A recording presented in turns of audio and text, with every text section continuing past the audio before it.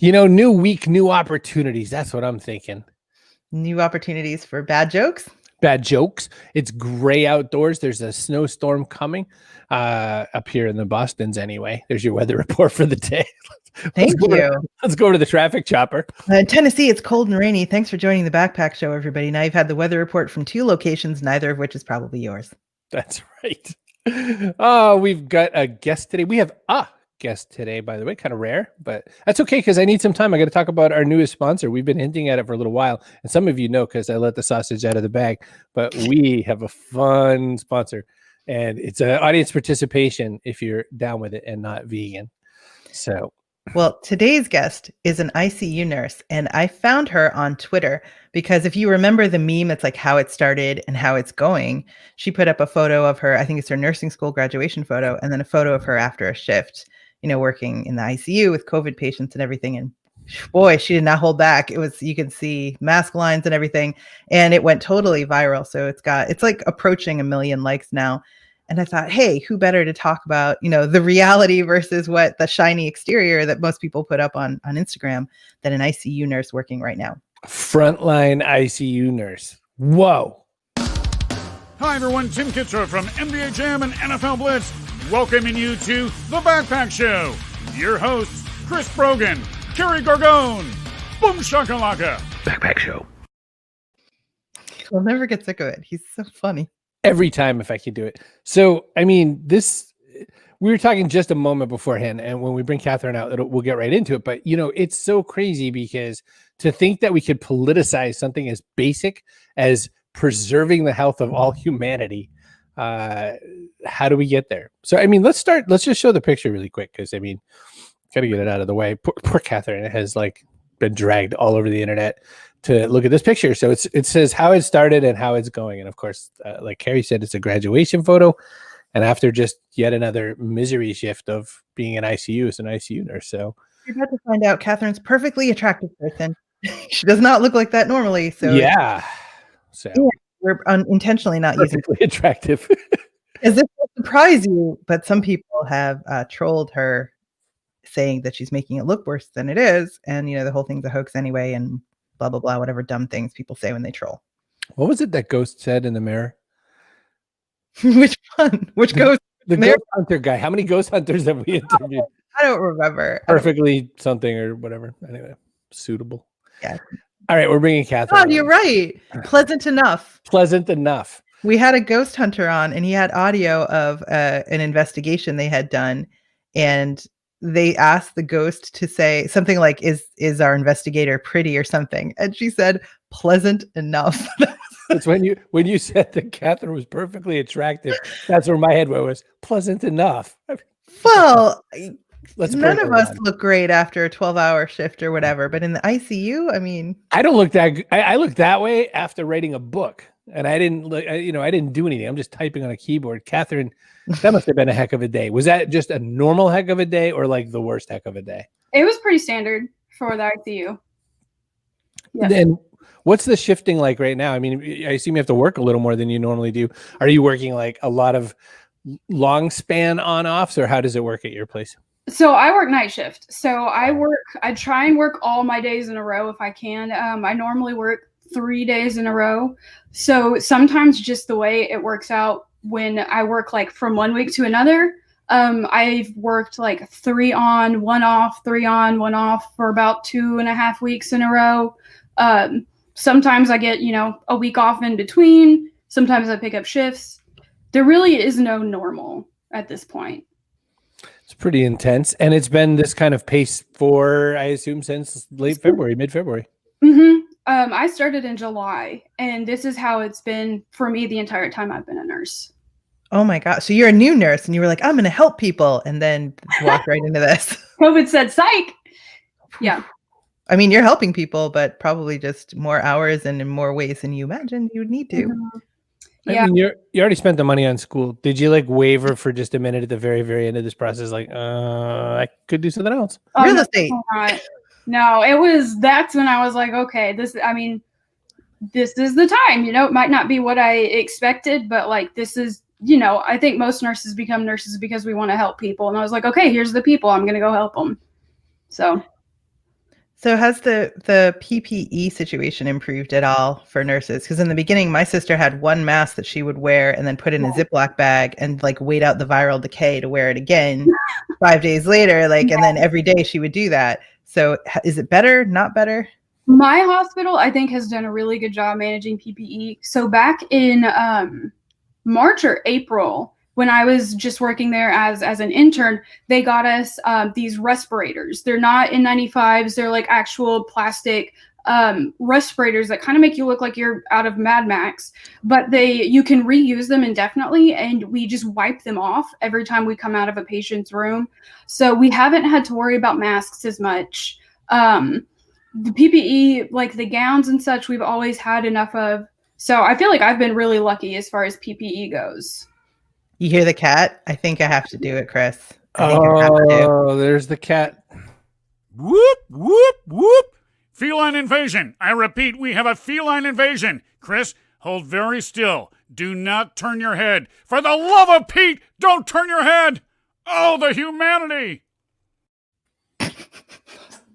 I had to.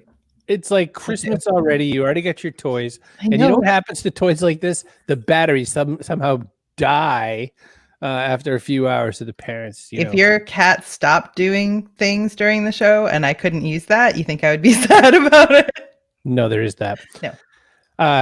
Kathryn, it is amazing to imagine how politicized this has been. Now you're in Tennessee. It's an interesting part of the world for that. It's definitely, there's a lot of different kinds of emotions, especially around, downtown Nashville compared to the remainder of Tennessee.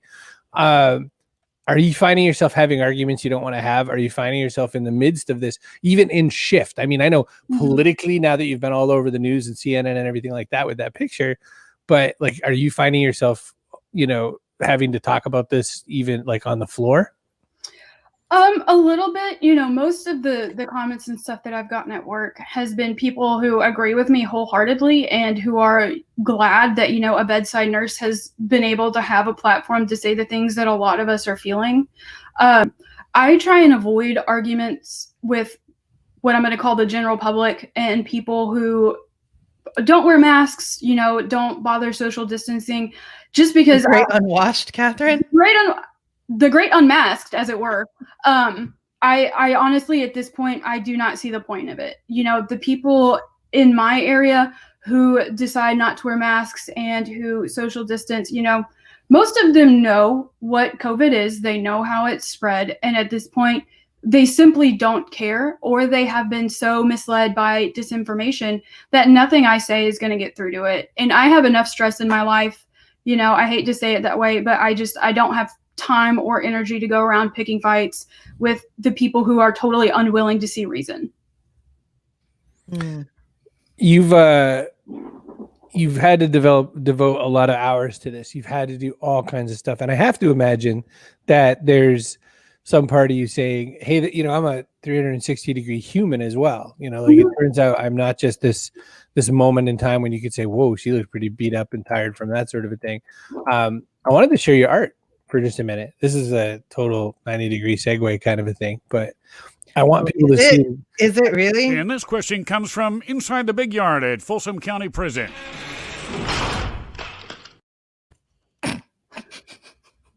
That was beautiful. It's a kid with toys. Yeah. So your art at Kathryn Ivy Art is the most recent, of course, is this piece where I think this is describing the face shield and everything like that. And someone's daughter, someone's mother holds your hand through plastic. Now, Doc, I think she's crashing out, are the things you just can't speak. This is big. It's emotional. It's talking about, what goes beyond it. Before this, it was a lot of figure study, a lot of beautiful people. It tells us where we are with things. This is like, the cheery you, hey, look at me, I'm a nurse now, compared to like there's a 1,000-yard stare going on here. Yeah.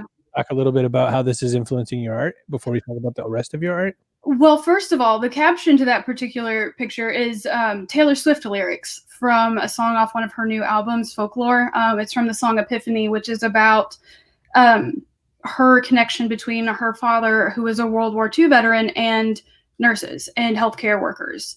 And it's something that I heard it for the first time when the album came out, and I have yet to be able to listen to that song without crying, because it just is so emotional, and everything with COVID has been so emotional. And I always draw and paint to process things, because it's a way that lets me turn my brain off and just focus really hard on something and not think and ruminate.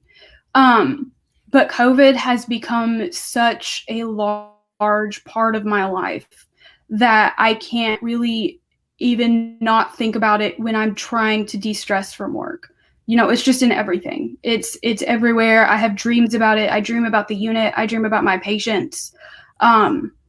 So I can't really ignore it, even when I'm trying to think about something else. Hello. Michelle says Carrie's pent-up desire for pushing buttons comes out on a Monday.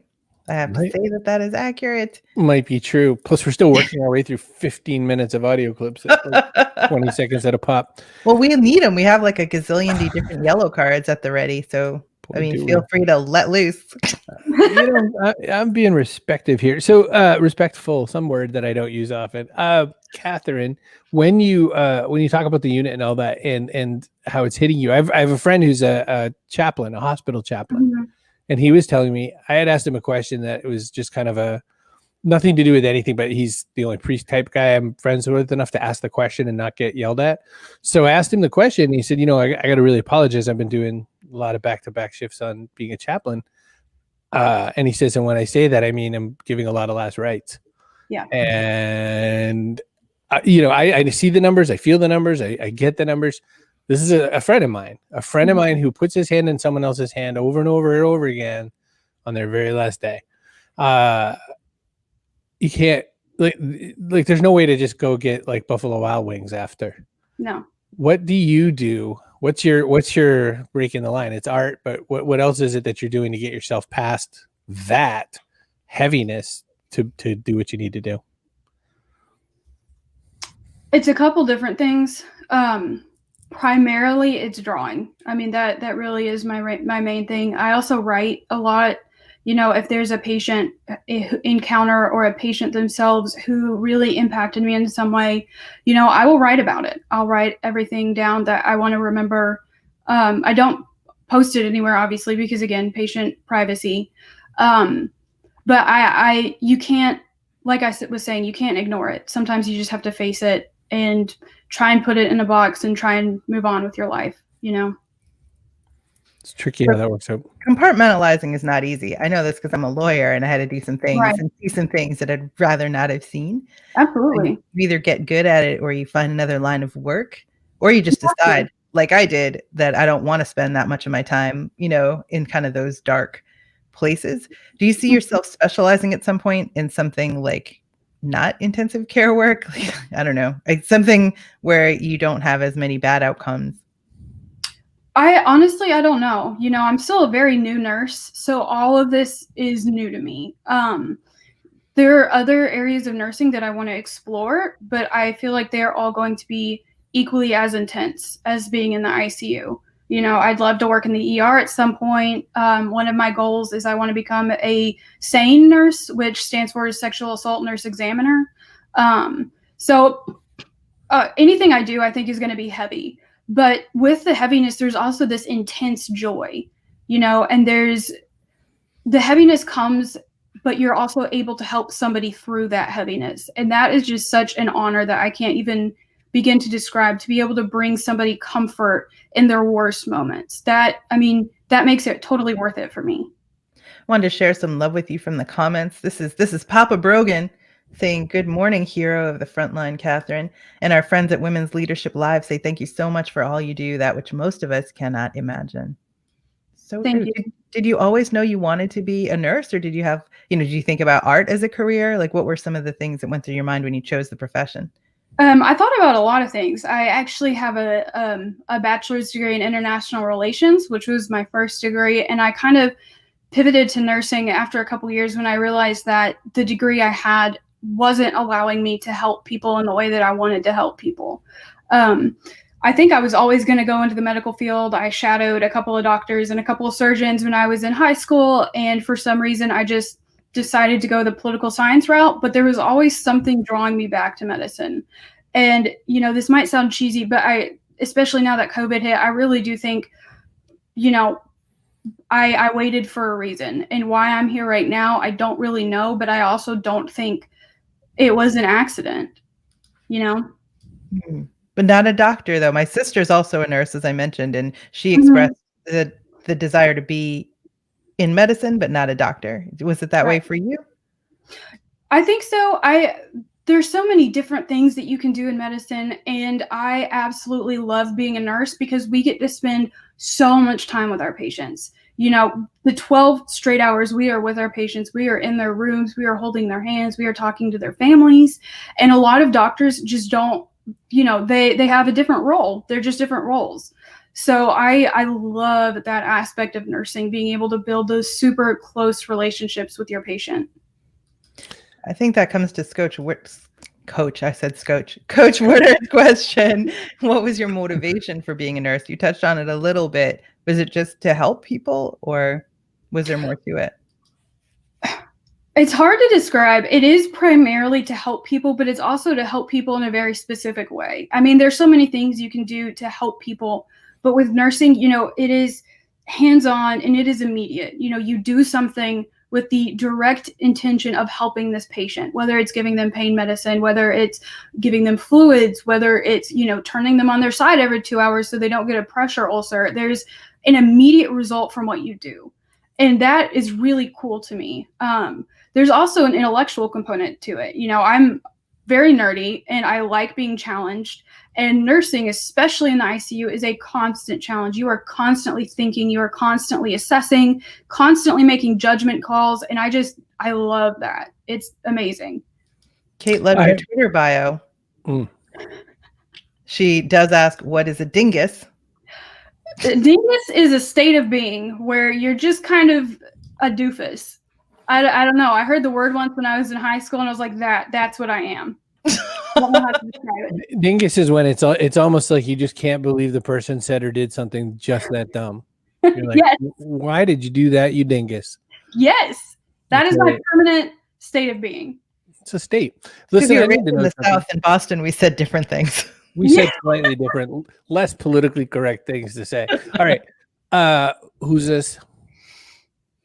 Oh, that is my dog. His name is Badger, and he also is a dingus, but just a furry one. Yeah. He looks like somewhere between devious, a little kind of diva-ish, yes. And also like he's just really looking for the next opportunity to make a bad choice.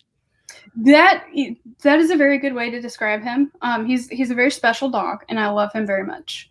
How come the boys always get the long glossy hair? I don't know. It really isn't, you know, but he wears it well, you know. It doesn't make him conceited. I want to point out one more example of nerdiness with Kathryn. Look how excited she is to have her little critical care notepad. Yeah, I was really excited. I read that thing through like once a week. It's like getting your dungeon master's guide and your dice. You know, she's got it going. But yeah, there's a lot of examples on her Playing People Instagram that are absolute clarity into the fact that she's a nerd. So don't discount this. I would like to say the girl with me in that picture is my best friend, who's also she's an ER nurse. So there's a lot of nerd happening in that picture. Yeah. Do you think that your nerdiness is like key to your success? Yes.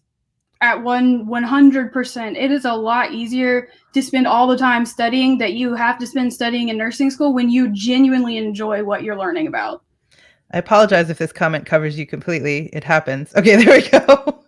Leslie says, my mother spent a lot of time in hospitals over the last few years, and while I've always respected the position, the experience gave me a very new perspective and heightened appreciation for the profession. Thanks for all you do. Thank you. My mom and my sister are both nurses, so I've seen people treat them like a lobotomized housekeeper, basically. And they have the same 4-year degree that like your accountant has. And in many cases more education. So I don't know why people treat them that way, but I appreciate you as well. Well, thank you. That means a lot to me. Well, and the point about being around for more of the care, I mean, that's the thing. I mean, even just the distance of time between what your best friend has to do and what you have to do, she gets to punt them upstairs to you. You know, she gets like, this person has a weird smell up. Oh, this smells bad. Yeah, I'll send them up. So, like ICU is a pretty long, inside a hospital setting, and not like geriatrics or something. That's a lot. So anyway, I have a bunch more questions for you when we come back. We have this little bit of ads, and I have a little segment to do, and then I have another question. So you get a chance to get a drink or something, run pee, whatever you need to do. We'll put you back. Boop. People pee. Oh man, it's such a harder job than marketing. Nursing, yeah. And however, you deal with a whole different kind of jerk ass in marketing than you do in nursing. I think nursing is probably a little harder. I think, tiny, just a fragment. Well, so this is what's interesting is now Kathryn's dealing with the problems that are inherent in being a nurse, but also some of the problems inherent in being in marketing, at least if you're on social media. She's got the trolling and like the kind of constant harassment, the new visibility that comes with some of that. And so she's, kind of like the worst of both worlds, but the best of one. Yeah.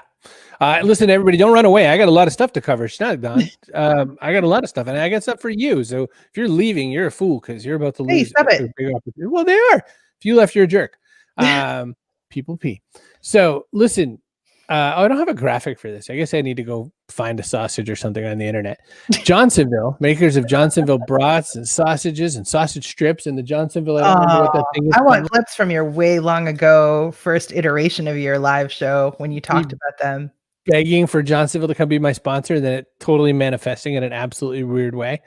Johnsonville has said yes to sponsoring us, and we said, I'm so happy for Stephanie Lugopolsky. We had Ralph Stayer on, who runs Johnsonville, and who has ever since his dad stopped running, I think in like 78 or so. So very long time family owned business, and now an employee owned business. Johnsonville said, yes, we're going to help you. So I said one of two things. One is just sponsor like this, hey, we're sponsored by StreamYard, come here, or give us a bag of money and we're going to buy a shit ton of sausages with it. Well, we phrased it better than that. We slightly better, a few more paragraphs in the request. So we are sponsored by Johnsonville in a really cool way. Like, you don't have to feel proud of us for what we got. You have to be excited for what you get.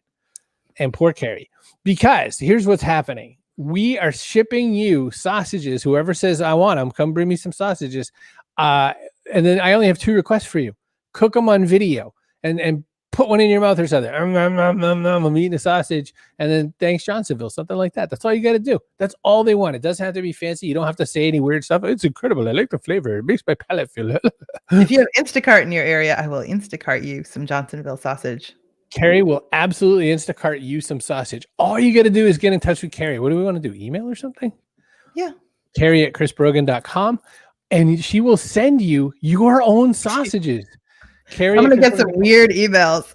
You got to make a video for me. That's the only thing though. You can't just like take them and run. Like, you got to make a video, because this is, I got to send something back because they gave me like a bag of money. So if you want some sausages, bring it on. Come Johnsonville. I'm so excited for that sponsorship. I've been asking for it all along. And I, back when my show had 3 viewers and 2 of them were my mom and my dad. So we didn't just want, hey, mention Johnsonville, because you've been doing that forever. What made us think about it was we had some people on and we thought, man, it'd be really cool to send them some Johnsonville brats. Like, I think it would make their life better. So we have a very cool kind of a culmination to the end of the Johnsonville sponsor story. It is super cool. And look, you got to understand, Johnsonville is selling like 380 something % better during the quarantine. People need their comfort foods right now. And so they don't need us. They did not need us to give us any money. It's like the stick to your ribs food. Kate Colgan already saw Steve Garfield's video. Thanks for the spoiler. Garfield's videos are going to be great. Hi, Steve. Steve Garfield from SteveGarfield.com. Wait till we get his videos on here. The original video blogger, star of the Carol and Steve show. Yeah, made some Johnsonville video. So that's it. I just want to cover that. Rick's in his own state. So Rick, I have been to your own state a lot. I love it there. Not in January. Not in January. Email me. How to work it out. Instacart East and sausage. Carrie at chrisbrogan.com. Also, one more piece of news. We did we make a banner? They're for this fresh. We did not do a banner. Hang on. New community platform. It's not my fault. Everybody else wanted this more. The backpackshow.mn.co. We launched a new community platform. Oops, sorry. That's okay. It's your button. I just typed it in. So we launched a new community platform. It's called the backpackshow.mn.com for Mighty Networks. Michelle Pridgeon is helping us manage it, and it's her fault we have to even do this, because The other day she said, "Hey, Chloe's on," and we all She did ran. not sound like that. No, probably not. Oh. But we all ran and watched Chloe, and she said, "I think we should do that stuff more often." And I said, "Yeah, sure, cool. You run it." And she said, "What?" And that was it. Out of my hands. Done. Yeah, so Chloe Forbes Kindlin was on a live show and didn't say a thing to any of us. So we wanted to show up and support her as soon as we found out. Scott just bought some of their beer brats this weekend. Coach Woodard, if you would like to try some of their other ones. Now, some products are not available in some states unless you have the inside hookup. So, well, this is why Instacart works, because you can like look and see what all your local store has that you want, and I will send it to you. All right, let's do our rest of our sponsor reads. Let's grab Kathryn back because we have so much to cover. She's busy. She's a busy woman. I know. It's all true. right. Listen, if you want to convince a major meat company to give you small links of delicious joy and pleasure, then you need to get your own show. And that's just easy. Just go to cbrogan.me/StreamYard. I mean, all you need to do is ask Carrie to run your show and everything goes fine. Shut up. There was this period in July and August where people had started to see our show and they were like, "Hey, Carrie, I'm going to do a new show. I want you to co-host it with me because you're so great." And I'm like, nobody loves me for myself alone. It is StreamYard that they're reacting to. They think I have some magic powers. You don't need a Carrie. You just need StreamYard. It is easy, I promise. And just because they sponsor the show isn't why we're saying that. No, I was using it for months before that. Yeah. I'm the one who convinced you to use it. You didn't even want to try it. You were like, I only approached them as sponsor because they gave me, they gave me such a good platform. I was like, you should give me a bag of money while I say nice things about you were so grumpy. You didn't want to try it even. I didn't want to try it. You have to try it. It's really good. You know what would be a good show? Kathryn Ivy Nursing Hour. Yes. I'd watch it. Kathryn could interview people like Holly. I'd watch her and Holly talk on a nursing show. cbrogan.me/StreamYard, Kathryn. The dog could be a star. Yep. Just think about how the beloved dog will be such a good star. All right, listen, authors, when Kathryn writes her book, she's going to publish it, and then she's going to be like, how do I promote this damn thing? And we're going to say pub site. It's pretty easy. How do you do it again? You need a website. So you go to pub-site.com, sign up for a free 14-day trial, and you can see just how easy it is to customize your own website. It's got all the pieces you need for authors. You can promote yourself, your book, your appearances. It's all built in because PubSite was created by FSB Associates, which is the best book publicity firm in the business. They've been in business 25 years. They saw authors needing websites and spending thousands of dollars to get them. And they were like, you know what? We need to help. We need to help our authors. So pub-site.com makes it easy and it's very inexpensive. So 14-day free trial. And after that, it's just $19.99 a month. And it's really slick technology. So we've made changes on the fly to websites on that. You can change colors. Give it a try. You will love it. And if you really aren't into like building websites at all, even though it's really easy and you don't have to be technical, they'll do it for you for $499, which is a ridiculously small fee. And you need to know that Tom Clancy, Robin Cook, and a lot of other authors use this for their site. So if they do it, why wouldn't you? What are you, better than Tom Clancy? I think not. Oh, stop it. You don't know. They could be. No. Pub-site.com. All right. Let's grab Kathryn. Boop. Hello. Hello again. Welcome to Works, Kathryn. Not yet. Aw. Thanks, Chloe. Chloe loves me. Yeah, I think your show would be pretty good. Or you could just do an art show. I mean, maybe people don't want to talk about the other show, but I think it's a great opportunity either way. You could do an art show. You could be like Bob Ross. That is a great idea. You could do happy little afros. You did those great rainbowy afros. Where is that yellow card? I'm going to find a brand new yellow card. Boom shakalaka. Yellow card, Brogan. And Brogan is going down like a bag of hammers tonight. Listen here, punk. I'll show you something. Hang on. Mm-hmm. Hang on. Give me a second. Oh, come on. Oh, is this taking a while? Yellow card, Brogan. Well, what else is new? Kathryn, I apologize on behalf of my co-host. She's having a great time. Would you qualify that as an afro? Perhaps. You're asking her? Perhaps. Kind of nice fluffy hair, right? So that's what I'm saying when you say happy little afro for your Bob Ross art. That could be. Or she could draw anything she wants to. Right. Because like trees. She is an artiste. She could draw trees. She could draw. That's not a tree. She could draw landscapes. There's lots of things. Yes. There's lots of things. Oh, look at this. A mountain range. Ooh, a book of your art, Kathryn. That's what you can do. A book of your artwork. That would be fun. Camouflage.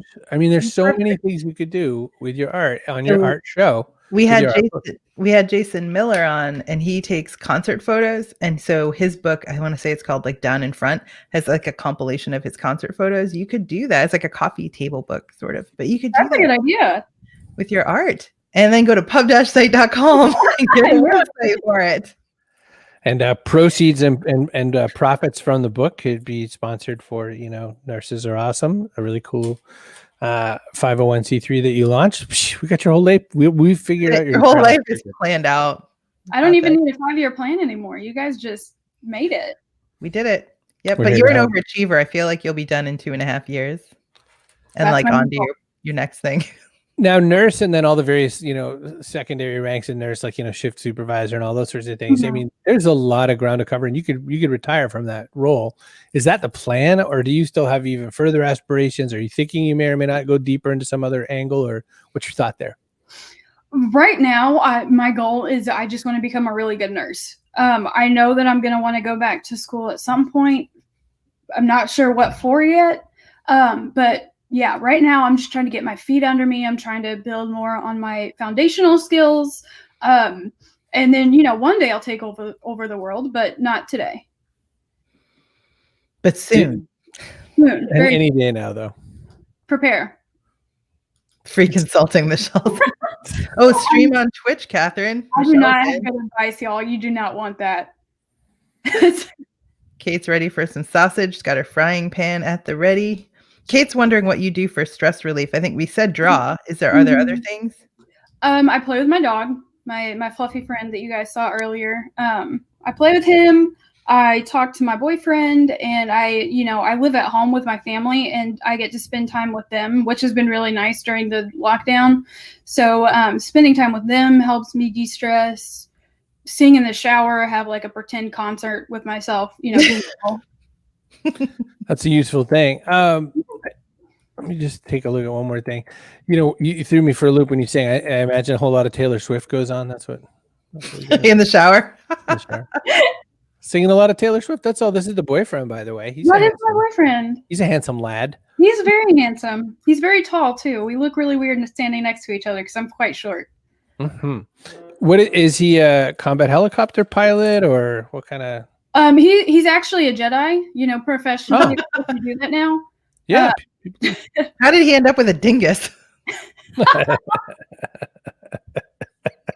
One thing led to another. He must have a brain injury or something. Oh, that's what it is. Yeah. You know what I just realized? And out comes the old yellow card, and it's got Gorgon's name written all over it. Oh, she's not happy. She says, "Don't you play that yellow card with me, Brogan." That was uncalled for. How did he get with a dingus? I love that. She is a dingus. Self-admitted dingus. I can say yes, that. She said that. I didn't say That's that. true. It was self-applied. I get it. Okay. This is just I can't go there. I've already earned so many yellow cards that I'm so not Do it. No. But you are super nerdy. I mean, I just got to point to just a little bit more nerd cred in your little Instagram. I mean, you even have the seal. Look at it. It's just how can you not have the seal? And that, that's a deal. So it gets your seal of approval. Oh, saying swear words right now in my mouth. That it does. All right, let me bring the energy down, way down. Kathryn, when this picture came out, which was just a moment in time for you, which is just like you do a lot of blogging through your Instagram, and you do a lot of not the seal picture. You're talking about the Twitter. Well, Twitter as well. Yes, the how it's going, how it's been. But what I'm saying is that in the process of being you and your site and your, stuff that you share and all that sort of thing, you ended up running into something you weren't expecting. And it was that there were angry, evil trolls. And oh no, I was expecting that. You were. So you put that up knowing there was going to be a fight right after? I didn't know it was going to go viral. But as a woman on the internet, I know that anything I post, and especially anything that goes viral, will probably get trolls. So it is what it is. Want to talk about how that went? Yeah, it actually, I mean, I have a pretty thick skin when it comes to stuff on the internet because I know these people don't know me. They don't know anything about me. They generally know nothing about what being a nurse is. And so many of them are just looking for a reaction that I mean, why would I take that personally when it's not personal at all? Some of the comments that got to me the most were the ones, that made light of the pandemic and the people who died. People taking shots at me, that's fine. But people taking shots at people who died or just being totally selfish about their actions and not caring that more people are going to die, that pissed me off. But like I said earlier, nothing I say is going to change their minds. And I really tried to ignore it and focus on the people that I did reach. Here I am putting up the picture that I want to put up to show that graphic one more time, and I blew it. But good, because that's what needs to happen. And it's funny because just at the time I start to mention it, in comes somebody who's talking about there's evidence of it being a global fraud. There is not. Right here. We never get evidence then. We never get comments like that, only when we bring someone on who's said something worth being, talked about loudly. But there we go. We get somebody coming here who wants to put their little opinion up because it's so it is not a hoax out there. I'm sorry, but you're wrong. So you're just going to have to sit in your wrongness and bask in it. Yeah. So there's a lot of people who are very wrong very loudly. And on one hand, I admire that, gumption, like you do you, sir. But on the other hand, nobody else is obligated to indulge in people's fantasies. Right. It feels like most of America and especially healthcare workers are just being gaslit right now because we go to work. We see this every day. We have multiple people code in one shift because of COVID.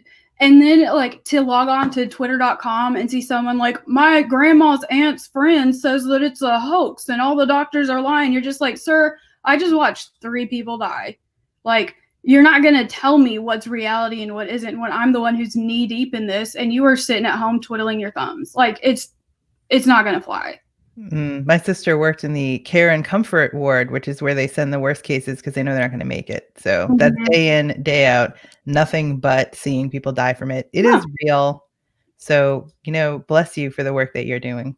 Thank you. Really.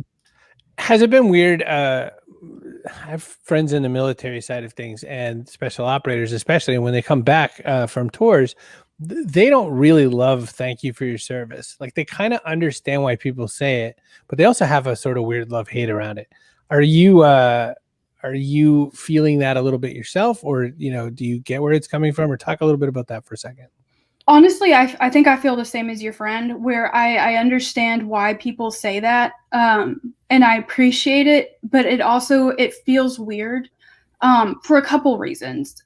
It feels weird during COVID, especially because it feels like people are thanking us for things instead of actually taking action themselves. Many of the same people who were applauding healthcare workers and calling us heroes back in April are now the ones that are saying it's all a hoax, or the ones who are saying we're all lying, or saying masks don't work. So it feels strained in that regard. And it also feels, I especially have a complicated relationship with being called a hero, because we're just doing our jobs. We're just doing our jobs. We don't do it for praise. We don't do it for attention or for fame. I didn't become a nurse so that I could be on CNN. I had no idea that was ever going to happen. So that just feels weird, and it feels like it's a weird dynamic. And I also feel like people call us heroes or angels or whatever, so they don't actually have to adequately compensate us or treat us with respect or any number of other things. It feels like it's just this Band-Aid that they're throwing to say oh, don't look at, the horrible staffing that nurses all around the country are having to deal with. You're a hero. That it just feels weird. Yeah, thanks for doing this stuff you shouldn't have to do, because we're not going to give you the resources you need. And that is exactly it. Yeah. And meanwhile, sometimes it's, in many cases, harder for you to rent a house now because people are so afraid of COVID and your exposure to it and all this other stuff. You have consequences to the profession you've chosen, right, that no one anticipated. We also have boatload of trauma coming from this year. You know, I'm doing okay, mostly because I came into this in July after the first wave. But, you know, some of the people that I work with and people, you know, doctors and nurses that I met through Twitter, I mean, have legitimate post-traumatic stress disorder from the things that they saw. And like, I don't think people understand what is going to happen to healthcare workers over the next couple of years, because the level of trauma that so many of us have experienced, there is no coming back from. You know, you might heal, you might move on, you might find ways to cope, but there is a generation of healthcare workers that will be forever strained under this burden, and that's not right. It's a challenge. I'm going to hit the person of the day button now, and we will pass on for person of the day. Oh, and here's our person of the day. Kaboom! Your coach got Woodard. It's not what you don't know that will get you in trouble. It's what you know for sure that just ain't so. From our friend Samuel Clemens, Mark Twain. So, Love Coach Woodard. Coach, that entitles you to a free apple. Remember, those keep doctors away, so they're very effective. You don't even have to bother going to a hospital because if you want some apple. Free sausage to go with it. Carrie at chrisbrogan.com. Apples and sausage go amazingly well together. I am absolute proof. I have a cookbook coming with mine, by the way. So you're not all getting a cookbook, so back off.